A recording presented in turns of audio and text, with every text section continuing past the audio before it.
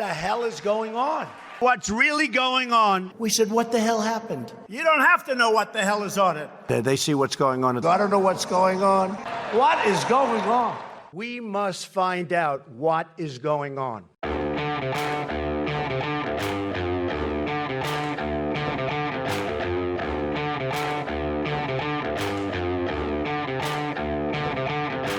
Hi, I'm Danielle Pletka. And I'm Marc Thiessen. Welcome to our podcast, What the Hell is Going On? I bring a lot of enthusiasm to that question this week. So, Marc, what the hell is going on? Well, I'm going to go out on a limb and say that this will be perhaps our most important podcast that we have done. I think you'll agree. We are talking about something that is happening in the 2020 election that nobody is paying attention to, but that has the potential to change our country in such fundamental ways that we're not anticipating, that nobody's voting for, that nobody's expecting. And that is that the Democrats, if they get power, Joe Biden has said that he would be open to getting rid of the legislative filibuster in the Senate.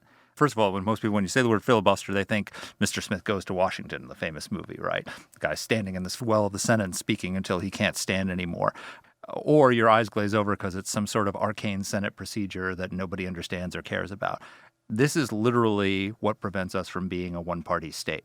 There is a movement among the Democrats to get rid of the filibuster. Barack Obama has pushed for it. Harry Reid has got a group together pushing to lobby for getting rid of the filibuster. Joe Biden was against getting rid of the filibuster as recently as 2019. But now he says that it depends on how obstreperous the Republicans are when he comes into office. Dany, what do you think? I'll say this. I think that for most people, the filibuster is, first of all, it's when you talk too much and try and shut other people down. When you ask what it is as a tool in the United States Senate, their answer is, that's when you want to stop people from doing stuff. And that's basically, historically, what the filibuster has been. I think what people fail to understand, and what I will give the Democrats full credit for very shrewdly understanding, is just what the Senate could do, just what the Congress could do if, in fact, the filibuster disappears. So everybody understands how the filibuster works. You need 60 votes to shut down debate, and 60 votes is very hard to get, and because Congress has, generally speaking, now been divided into 50-something Democrats or 50-something Republicans. In other words, you've got to get a couple guys from the other side on your side. If it's gone, then you really only need your side. That means that if the House is a Democratic readout, and I don't think anybody has any doubt that the House will remain Democratic, and the Senate goes Democratic if Joe Biden is elected, and I think, again, if you talk to people who are watching the polls, they're all pretty persuaded that if Joe Biden wins, then the Senate will go Democratic, then what will happen is we will be in a one-party state with no checks and balances. Yes, so the Republican minority, using the filibuster, the requirement for 60 votes, will literally be the only check on the unchecked power of the Democrats controlling the House, the Senate, and the White House. And then the Democrats want to get rid of that check. And so, as you say, they will have unchecked power. Now, what could happen if they do that? Start just basic stuff. Green New Deal, Medicare for all, $11 trillion in spending they've proposed, all sorts of legislation that they can push through, which they're campaigning on, right? That's not the real problem, though that is a problem. The real problem is that they could do much more fundamental things. So they've already talked about this. They've threatened to, quote unquote, reform the Supreme Court and add justices and change the ideological makeup. They could pack the Senate. They could add 4 Democratic senators by admitting Puerto Rico and the District of Columbia into the United States Senate. Now, until I started digging into this, I thought, oh my gosh, well, you have to have 2/3 of the states or something to admit a state. Nope, it just takes an act of Congress. I know. I think that is what is sort of a black box to a lot of people. I think a lot of things that we think are in the Constitution are in fact in the hands of the Congress. Yep. And again, on the one hand, I think you can agree to disagree. Look, I think the Green New Deal is a terrible idea. I think Medicare for all is a terrible idea. but I don't think that they are, and I do believe that they're radical ideas as well, but I don't think that they will necessarily change the shape of our republic. What I would was disagree. right, I know you would. I think people can agree to disagree. The point here is, well, first of all, on these pieces of legislation, without the filibuster, you can't temper them. It's about this No legislation compromise. passing without compromise, and those are bad things. But there are things that are much more fundamental than Medicare for all. Okay, you think it doesn't matter that there are 9 people on the Supreme Court? Do you think it matters that there are 100 senators, or should we take Puerto Rico and the District of Columbia? And of course, we all know the only reason those two causes are of interest to Democrats is because they are, in fact, highly democratic locales. Well, the irony is they only need 50 votes to get rid of the filibuster. They don't even need their entire caucus. They just need, it depends on how many seats they gain in the election as to whether they can do it without this. This is one of these things, it's like a ticking time bomb in our democracy that nobody knows is there and nobody knows is happening. This is quite literally the most important issue in the 2020 election because, look, if Joe Biden were going to get elected and we could be certain that the filibuster would remain in place and you could say, okay, that's not a threat to our democracy. The Republican minority will still have some rights. He'll have to compromise. He'll have to negotiate. Nancy Pelosi and Schumer will have to negotiate with Mitch McConnell. If we get rid of the filibuster, it's literally a one-party state. And they will change our country, not just by legislation on policy issues, but the structures of our democracy. Now, this is the irony, is that they say that Donald Trump is this authoritarian threat to our country. The fact is, this is an authoritarian threat to our country. For better or for worse, Donald Trump has been checked by the institutions of our country. He's been checked by the courts. He's been checked by the Senate. And those checks will go away. And, okay, maybe Joe Biden is a nicer, more genial guy, but we don't put our freedoms in the hand of geniality. We put our freedoms in the hands of the checks and balances of our institutions. And our institutions. And they literally plan to change our institutions in ways that are irreversible. When they say democracy is on the ballot, damn right democracy is on the ballot. This is a threat to our democracy itself.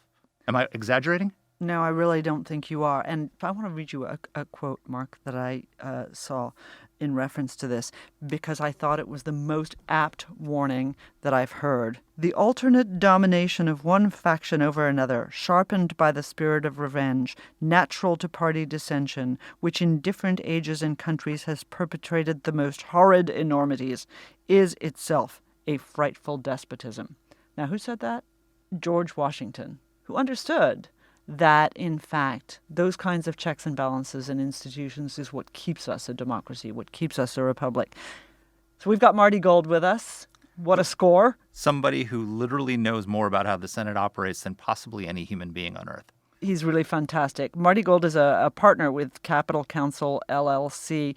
He's got 40 years of legal experience, of legislative experience. He's not just a recognized authority. He really is the authority on legislative practice, on congressional rules, and on parliamentary strategy. He spent a long time working in the Senate. You guys are going to love him. Well, Marty, thank you and welcome to the podcast. I'm very pleased to be here. So you are one of the preeminent experts on the United States Senate in Washington, D.C. Tell us, let's just very basic, what is the filibuster and why is it important?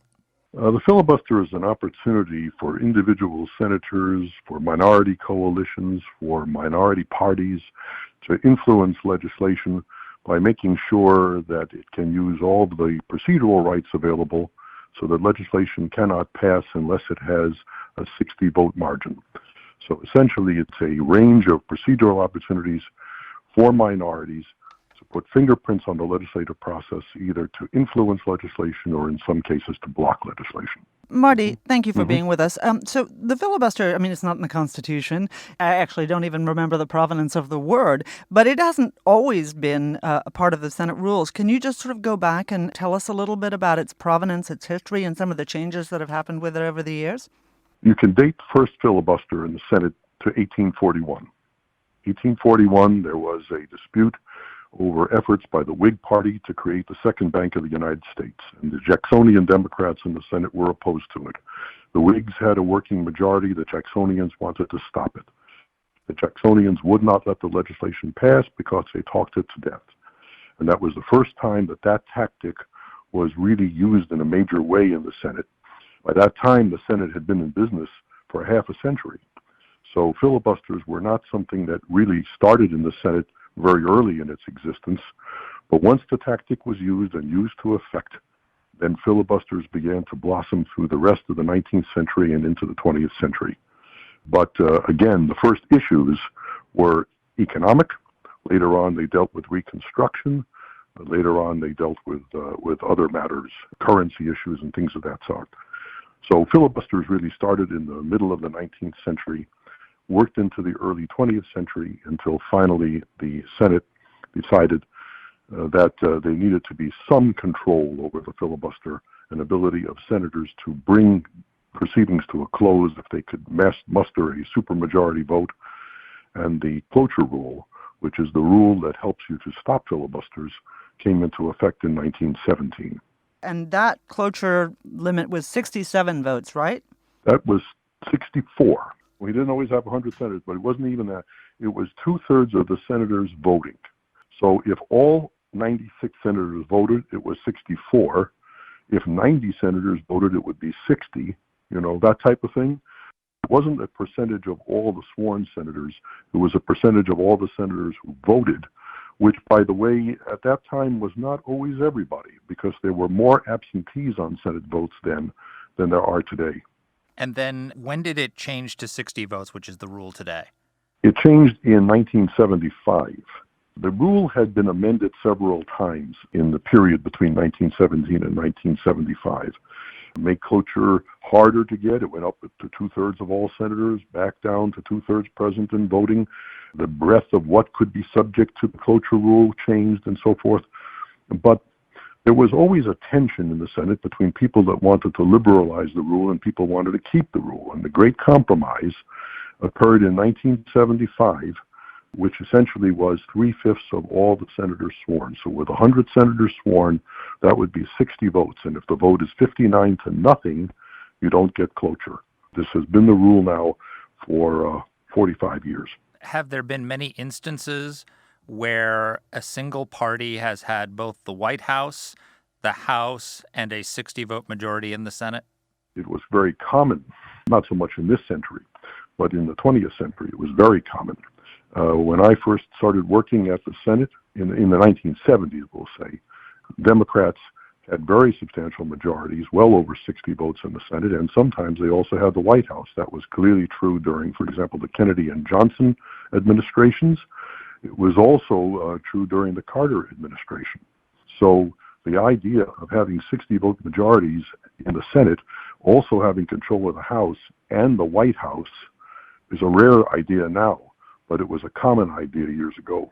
It's interesting because, of course, we don't think back then and think of that as the tyranny of the majority, but maybe that's just ignorance, is it? It's not ignorance, because when I started working at the Senate in 1972, it was basically a 4-party Senate, not a 2-party Senate. There were what they called liberal Republicans, and there were a big collection of those, and conservative Republicans, and liberal Democrats and conservative Democrats. And there was not much party line voting then. The liberals in both parties worked with each other, and the conservatives in both parties worked with each other. And coalitions would shift from issue to issue. So the fact that you had 62 senators, 64 senators, even 68 senators, I can remember on the Democratic side, did not mean it was a tyrannical majority, because in many, many cases, that wasn't a real 60-vote majority because of the cross-party coalition switching. The first time that I ever sat on the Senate floor was in 1977. We, the Republicans, opposed a bill for the public financing of congressional elections, a matter that was advanced by President Carter. The Democrats reported it out of committee. They had a 62-vote majority at that time. We filibustered it successfully. In that period, it was 1977, we filibustered it successfully because of Democrats not voting on a party line basis and coming over and joining us and denying the 60 votes for cloture. So The numbers were there, but the numbers are misleading because it was not 60 votes in a polarized Senate. It was 60 votes in a Senate with a lot of cross-pollination between the parties. In this modern hyper-partisan era, the last time that there was at least a 60-vote majority on paper was when Barack Obama was elected, right? That's correct. Democrats started out off the election with 58. A senator, Arlen Specter, switched parties. That made 59. There was a vote in Minnesota that was finally resolved in favor of Al Franken. That made 60. And they fundamentally had a 60-vote majority for 6 months, which was the last 6 months of 2009. Lost it in early 2010 in a special election in Massachusetts, and then they were back down to 59. But of course, Ted Kennedy was sick for much of that time and not voting. So in practice, did they really ever have, for any extended period of time, the ability to overcome a filibuster? They did, because Ted Kennedy passed away in the summer of 2009, in August. And the governor of Massachusetts appointed Paul Kirk to fill the vacancy until there could be a special election, which was declared for 2010, January. So the major legislation that they had to put through in that Congress, of course, was Obamacare. Obamacare came up in the autumn, and when it finally was taken up on the floor late November and through the month of December, Senator Kirk was sitting for Massachusetts, and therefore they had an active 60 votes. Let's talk about the use of the filibuster, because I think that when people talk about it now, they basically view it as, well, I mean, as it was intended, which was a tool to slow down the passage of legislation, a tool to slow down the confirmation of candidates or stop it entirely, a tool to make the Senate, in essence, what the founders intended, which was sort of a brake on impetuous policymaking by the House. But if you went out and asked people in the street in Washington, because I don't think anywhere else anybody would know or care, but if you went out and asked people in the street, they would say that the filibuster is used to, block and stymie policymaking illegitimately. Barack Obama called it a relic of Jim Crow. Is that right? Is that what happened? It's terribly wrong, and he knows better, in my opinion. He knows better. Let me say this. Filibuster was used in the 30s and 40s several times to block anti-lynching bills, in that sense a relic of Jim Crow. It was also used for a lot of other things. Okay?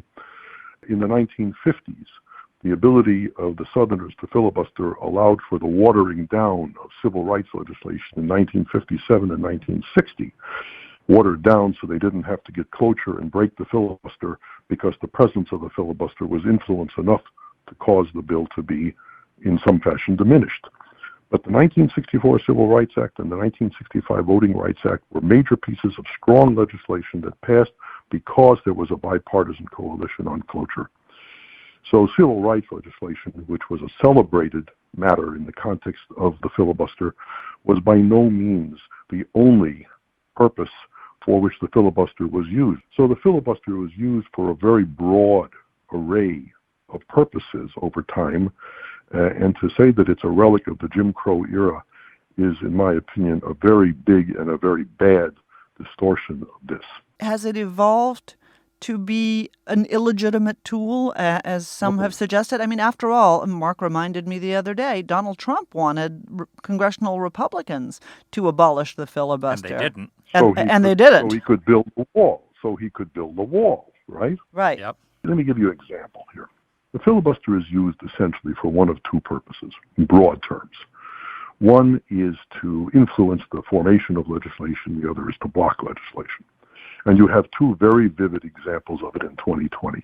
In 2020, we don't have to go back a long time. This year, if you go back to the CARES Act, which is the first big coronavirus legislation that passed in March, it should be remembered that the Democrats twice filibustered a motion to proceed to the consideration of that legislation. Now, the legislation had essentially been written by Republicans.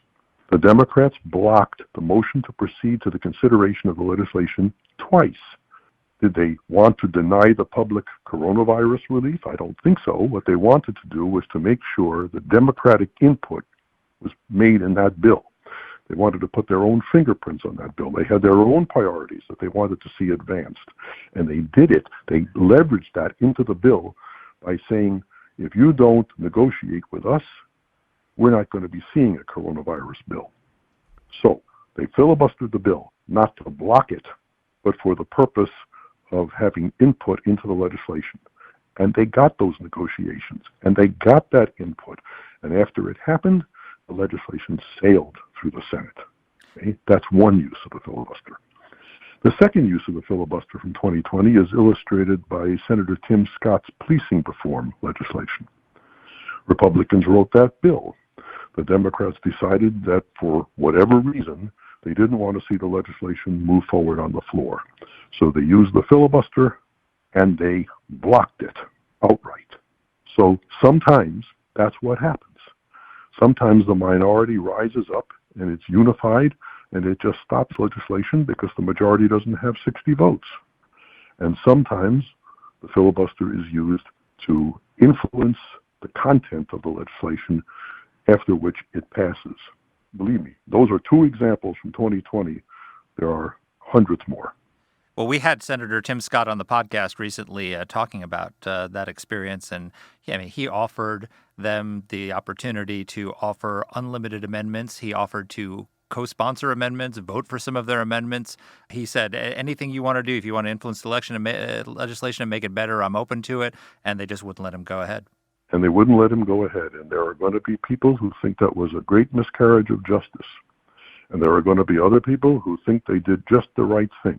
Where you stand on that issue tends to be on, where you sit. Or also, it may be said, your attitude about the filibuster has a lot to do with who's doing the filibustering. Because I could assure you that the people who are agitating today for filibuster reform will stop agitating if they remain in the minority after the election.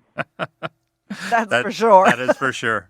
But this idea that using the filibuster to block legislation outright, the Democrats, you mentioned police reform. They used it to block funding for the wall.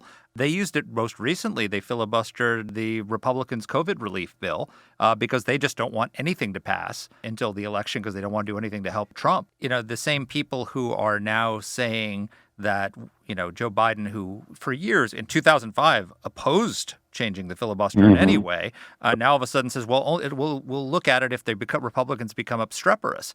The Democrats have been pretty obstreperous on those three issues.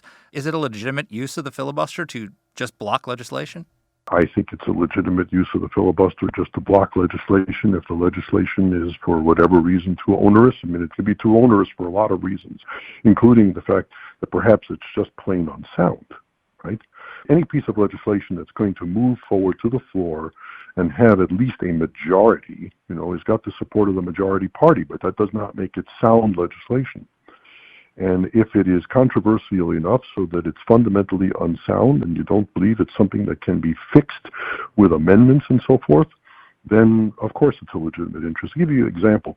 One of the things that could happen if the filibuster is taken away, is the expansion of the Supreme Court and court packing, reminiscent of Franklin Roosevelt's court packing effort from 1937, which failed miserably in the Senate, but it could come back. You couldn't cure that by amendment. You couldn't, right? What if the bill said, well, we think there should be 13 justices, and you say, no, just 11, right? You couldn't cure it by amendment. So that's an example of something that you would just have to outright block. And some things can be cured by amendment. I'll give you an example of it. In 2015, the Senate took up major education reform legislation. It came out of committee on a bipartisan basis. It came to the floor by unanimous consent. They had a week-long, robust amendment process on the floor with more than 70 amendments considered. But at some point, it was time to bring things to a close. So Senator McConnell filed a cloture motion in order to bring things to a close, to get it finished. Senator Reid, who now is all for getting rid of the filibuster, took the floor and said to the bill manager, Lamar Alexander of Tennessee, he said, we need more amendments. We need more amendments.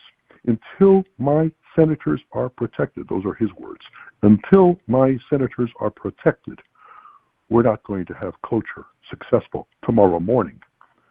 And Alexander said, well, we'll keep working on this. And next morning he made an announcement. They got a unanimous consent agreement for the consideration of additional amendments, at which point the vote for cloture was overwhelming. It's a good example of the minority on a major piece of education legislation that already had broad bipartisan support, deciding that they wanted an even more robust amendment process than they had gotten and using their procedural rights to get it.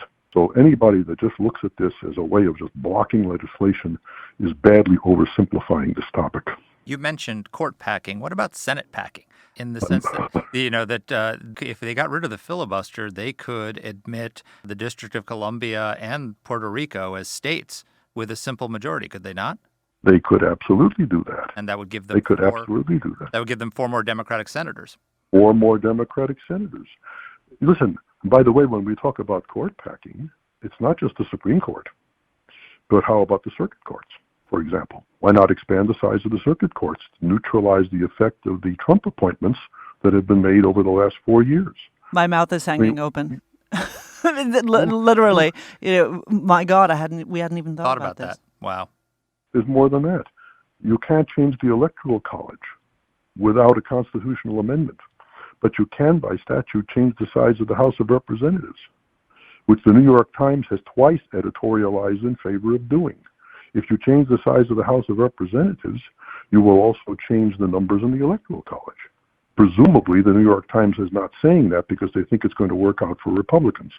So I'm only saying to you, when people look at the consequence of abolishing the filibuster, they think immediately of immigration legislation or the Green New Deal or gun legislation or whatever else may be somebody's hot button issue.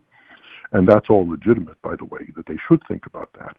It's not just the substantive issues that people should think about. They should also think about the consequences of structural reform, the structural reform that comes from packing the courts, packing the Senate, changing the composition of the House of Representatives in order to influence the Electoral College, because all of those things can be done by a simple statute. And if the filibuster is gone, the majority party, unified, speaking in its own echo chamber to itself, can pass anything it pleases. So I guess you can hear I'm gibbering.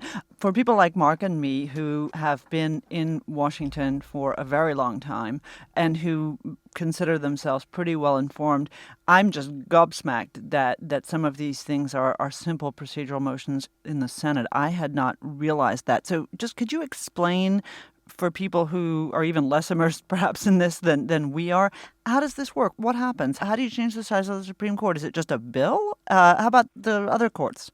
It's all a bill. The size of the Supreme Court was not set in the Constitution as 9 people.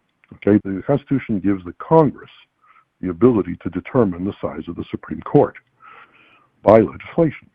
And by legislation, the size of the Supreme Court has been set at 9 for the last 150 years. Okay? But Congress could change that. I mean, as I said, Franklin Roosevelt tried to get Congress to do that in 1937. So Congress could at some point come in and say, well, we don't want it to be 9 anymore. We'd like it to be 11 or like it to be 13 or any number they please. And if they can do that for the Supreme Court, they obviously can also do that for circuit courts of appeals because that's also set by statute. So people think that these kinds of things are written into the Constitution and take constitutional amendments. There are some things that take constitutional amendments, like abolishing the Electoral College. But most of this can be done by statute. Including the House issue where you can change the number of members. Can you explain how that works? What happens? Well, look, the House of Representatives has been set at 435 since the 1920s. So if you think about what the American population was in the 1920s, every member of Congress represented X number of people. If the number of districts remains constant, but the population increases, right, then of course every district becomes larger. So the same thing that Congress did to limit the size of the House to 435 in the 1920s could be used today, pass a law, and say that the House should be 500 people. They can do that, or any number they please, So you can't abolish the Supreme Court without a constitutional amendment. You can't abolish the Electoral College. I said that a couple of times, without a constitutional amendment. But when you're talking about fine-tuning sizes of the institutions, like how many representatives there should be or how many justices there should be. You just pass a statute. How does that affect the Electoral College? So how could they... The way it affects the Electoral College is this. The number of electors is equivalent to the number of representatives plus the number of senators, plus 3 for the District of Columbia. So you have 435 representatives voting in the Congress and 100 voting senators. So that's 535 electors plus 3 voting for the District of Columbia. That's it. That's the Electoral College. So you're not going to change the number of senators unless you add the D.C. and Puerto Rico, and if you do that, then it'll be 104 senators, and that would mean 539 electors. But the bigger change in the Electoral College would come if you decided that the House of Representatives should be expanded to, I'm going to make up a number again, 500. Now all of a sudden you have 65 additional congressional districts that are going to be sprinkled throughout the country. And when you sprinkle them out throughout the country, you're going to change the number of representatives from every state, which is going to change the number of electors in the Electoral College from that state. So in every state, the number of electors is the 2 senators plus the number of representatives. You change the number of representatives, you change the number of electors. And the assumption would be, if one were doing this for partisan reasons, the assumption would be that those electors would be mostly from California and New York, with, I guess, an unfortunate few from Texas. Yeah, I mean, I say again, the New York Times has twice editorialized on this, and I don't believe they would be doing that as a neutral matter. So I think that ultimately they will write in their editorial, and have written, how certain Republican-oriented constituencies would also benefit. So it's not a purely one-sided thing. But I think if you take it in the aggregate, it is obviously intended to work in the Democratic advantage. So the Democrats made sort of one of the first major changes to the filibuster that we've seen in recent years. And what was that? The change the Democrats made was in 2013. And what they did was to establish a precedent of the Senate that overrode rules governing the filibuster on nominations. At that time, the rule said 60 votes was necessary not only to end filibusters on legislation, but also to end filibusters on nominations. And that's all nominations. Nominations for the courts and nominations for the executive branch. In 2013, Senator Reid, Majority Leader Reid, led Senate Democrats to establish a precedent that said, from this time forward, notwithstanding what the rule says, the vote will just be a simple majority of senators voting for all nominations, executive and judicial, other than for the Supreme Court. How did he get that done, given that he didn't have 60 votes? Yeah. He got it done. He appealed the ruling of the chair. In other words, he made a point of order. Cloture vote had failed on a Obama judicial appointment. And Reid made a point of order that it really only just takes a majority of senators voting. The chair said, no, that's not right. It takes 60. The rule says 60. Reid says, I appeal the ruling of the chair. I appeal the ruling of the chair. So when you appeal the ruling of the chair, the question becomes, shall the judgment of the chair stand as the judgment of the Senate? It's a majority vote question. Well, Reid, had lined up the votes. So a bare majority, but nevertheless a majority of the senators said, no, it is not the judgment of the Senate. The judgment of the Senate is actually opposite, which is Reid was right. It only takes a majority. And so in that moment, the rule was overridden. The rule was not amended. The rule has never been amended. The rule to this day says 60 votes. But because of the precedent, which came later in time than the rule, it overrode the rule. So in 2013, Reid did that, and that ended a filibuster on nominations. Except for the Supreme Court, filibuster on legislation was left intact. And then when President Trump was elected and the Democrats tried to filibuster Neil Gorsuch, they extended it to the Supreme Court. That is correct. My personal opinion, and one can never prove this, but my personal opinion is that if Reid had not set the precedent back in 2013, McConnell would never have been able to set that precedent to block the filibuster on Gorsuch, and in fact would never have even attempted to do it. But because the door had been opened so widely back in 2013, Democrats who had changed the rules, essentially, not amended them, but overrode them, to block filibusters on all other nominations. We're now using the rule text to block Gorsuch. And that was inconsistent, and so therefore McConnell got a precedent established by the same mechanism that closed the loophole, and now there is no filibuster anymore on any nomination to any office. When Antonin Scalia passed away, Justice Scalia passed away, there was a vacancy on the Supreme Court, and it was coming into the last year of the Obama administration. So President Obama appointed Judge Merrick Garland from the D.C. Circuit Court of Appeals, hoping to get Senate action on the Garland nomination before the end of the president's term. Senator McConnell, who was by that point the Senate Majority Leader, said, we're not going to act on this nomination. We're not going to act on it. It's an election year. We're going to defer the matter to the election. Voters can decide whether they want a Republican president or a Democratic president, and we'll leave it to that president to make the appointment. So he said there wouldn't be any action on the Garland nomination. He was reinforced by Senator Grassley, who was the chairman of the Senate Judiciary Committee, who said there will not be committee proceedings on Garland. And so nothing ever happened with that nomination. There were no committee proceedings, no hearings, nothing like that. And obviously, because nothing happened in committee, nothing also happened on the floor. Thus, there was a vacancy that lasted through essentially all of 2016, and in 2017, only a few days after taking the oath of office, President Trump nominated Neil Gorsuch to fill the Scalia vacancy. So let's say the Democrats do all of these worst-case scenarios. They come in, they get rid of the filibuster, they do the standard stuff, pass the Green New Deal, Medicare for all these different programs. They also then reform the Supreme Court, and they call it reform. They pack the Supreme Court. And then they pack the Senate, keep the Senate for another few years because they added 4 senators. And then finally in 2024, the American people have had enough. And they put the Republicans back in the majority in the Senate. They put a Republican president back in. Could all this stuff be undone? In the case of the Supreme Court, you're not going to be able to throw out of office a justice that is sitting, okay, because of the packing, right? You appointed people, you confirm people. So ultimately, you could take the court back down to 9, but you're not going to take the court down to 9 and throw people out of office without impeaching them.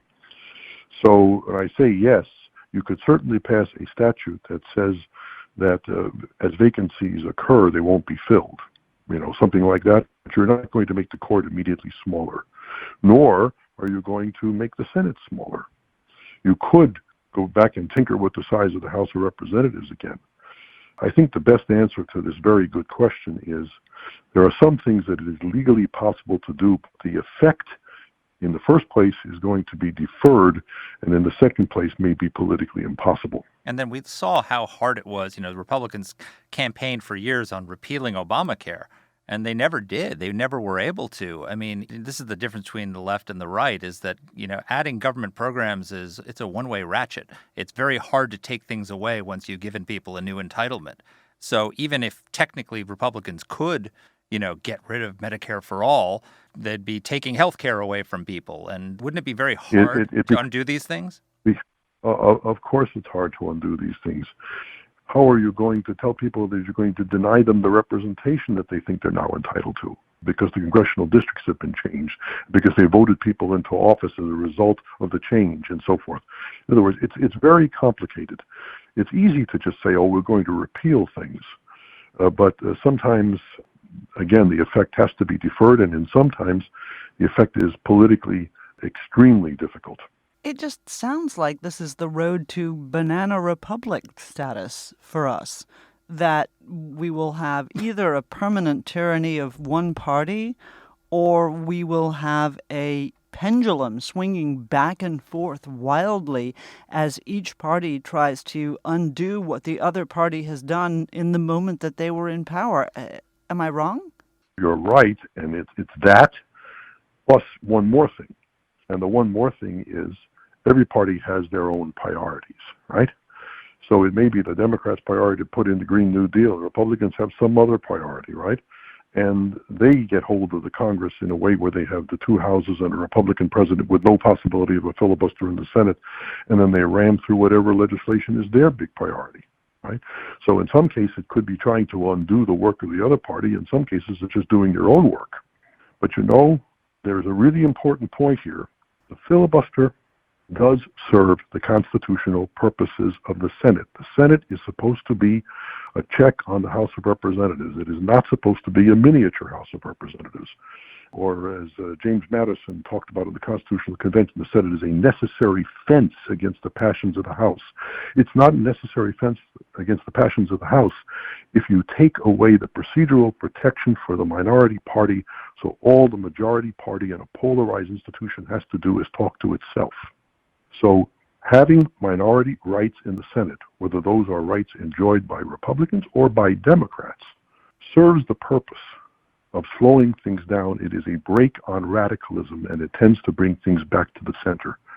If you want to increase polarization in this country, which is already at alarming levels, getting rid of the filibuster is an outstanding way to do it.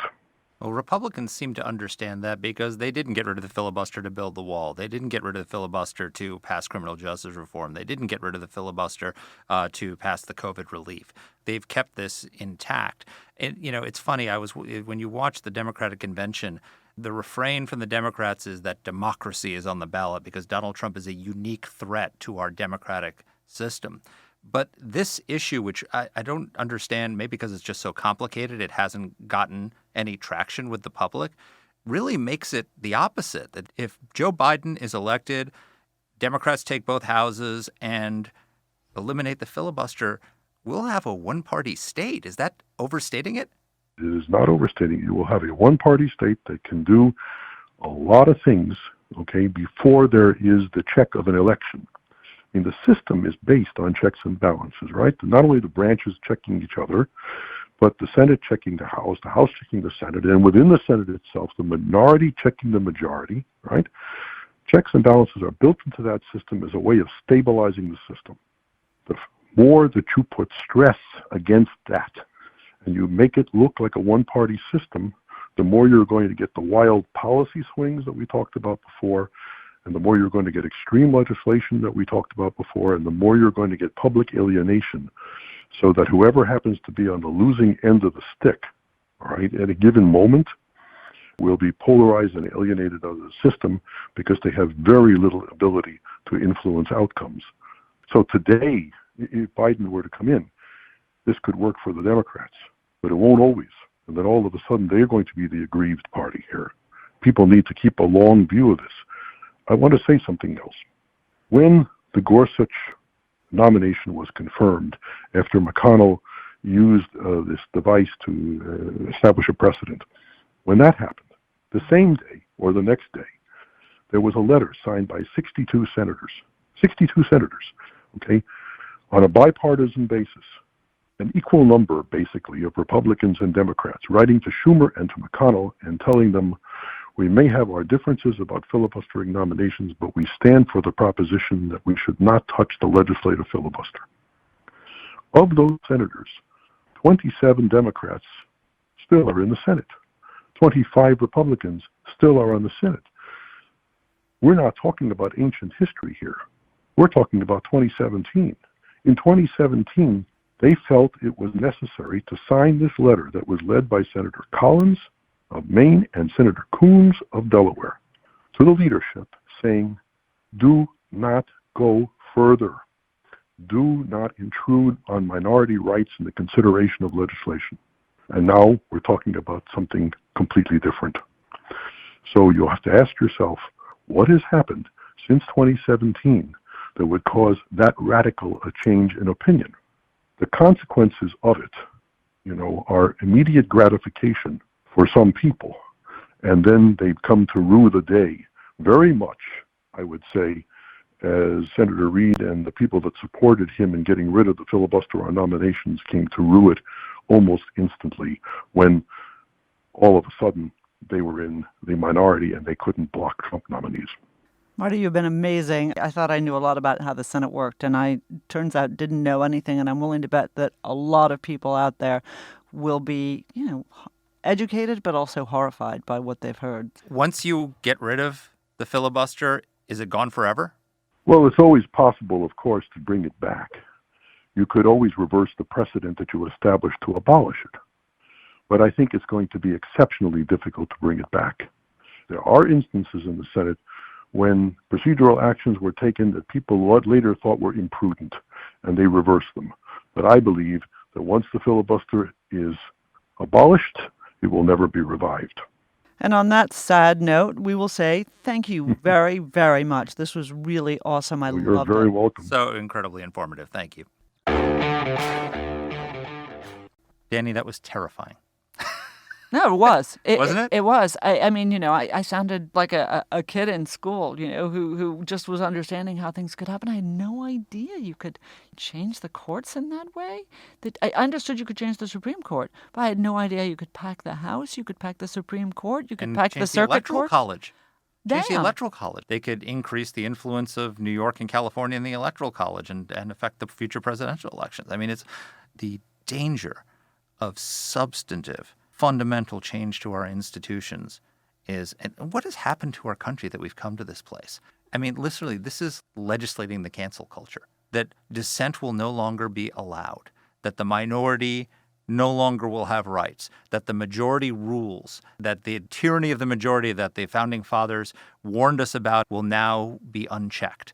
If we don't like the way the courts rule, we'll add justices. If we don't like the way the Senate election is looking, we'll add senators. If we don't like the way the Electoral College is going, we'll increase the size of the House and do that. And if we don't like the fact that the president appointed all these judges, we'll just increase the size of the courts and undo everything. Well, this is the road to perdition.